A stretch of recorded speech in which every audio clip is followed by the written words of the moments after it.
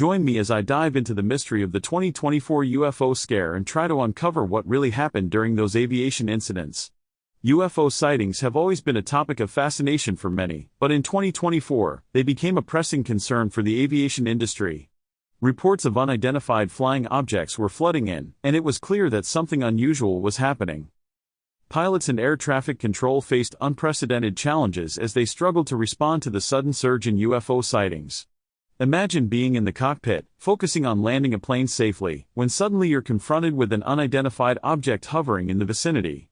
It's a situation that no one is trained to handle, and yet, it was becoming a regular occurrence. The lack of protocols and guidelines for dealing with UFO sightings meant that pilots and air traffic control had to improvise, relying on their instincts and experience to make decisions on the fly. This not only increased the risk of accidents but also added to the already high levels of stress and pressure that come with the job. As the sightings continued to pour in, air traffic control centers struggled to keep up with the sheer volume of reports. It was like trying to drink from a fire hose, with no clear way to verify or debunk the sightings.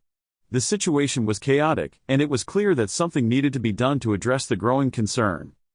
Reports of UFO sightings poured in from all corners of the globe, with many incidents involving commercial airliners and their passengers. One eyewitness account described a cigar-shaped object hovering above a plane, while another reported a strange, glowing light following the plane. The sheer number of sightings was overwhelming, and it was clear that this was not just a case of mass hysteria.